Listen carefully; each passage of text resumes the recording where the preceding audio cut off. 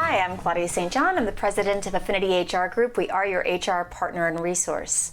I am not talking about COVID today. I'm talking about succession planning, specifically the transfer of leadership from one generation to the other, from one leader to a new leader.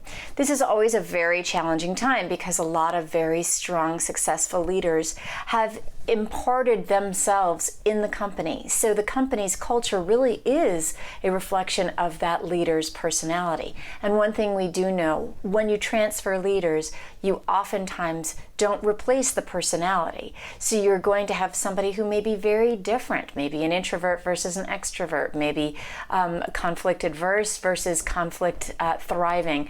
Lots of different changes that can happen when you bring in a new personality to the leadership position. One of the exercises that we strongly recommend that employers do at this point is to revisit their core values. And what we mean by that is to sit down with a subgroup of the company that includes all types of stakeholders. Those who are new to the company, those who've been there a long time, those who are in senior level positions, those who are in entry level positions, and the senior leadership and the new leader. To sit down and think about what is it that that subgroup of individuals, as individuals, what do they believe? What are their core values? Then you have them pair up with a couple of other employees, part of the subgroup, to determine, do they share any core values? Can they identify values that they've written down that are similar and maybe figure out a value that they share? And as you expand concentrically those groups to include the whole core value team that are there to define the new core values, you'll find that you can distill the deeply held beliefs that everybody participating in that core value exercise share. Those are your core values. They're not aspirational. They're not, we want to be the best in class. Aspirational goals are very, very dangerous because they don't reflect who you really are. They reflect who you want to be, and in doing so, they can really leave you open to arguments that you are hypocritical in your actions and your deeds because you say these are your core values, but you're not walking and talking them. Doing core values this way means that you can seriously and authentically distill the values that you all share.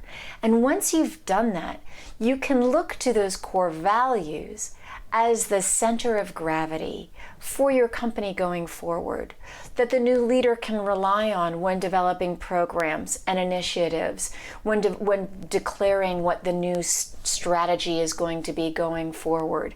You can take some of the focus off of the outgoing leader, of course, always celebrating that leader for bringing you to where you are, but instead of always comparing new leadership to old, you're recentering and grounding what makes you as a company amazing so that the new leader can dedicate all of his or her time to charting a path forward that's in keeping with what really matters to the entity, to the organization.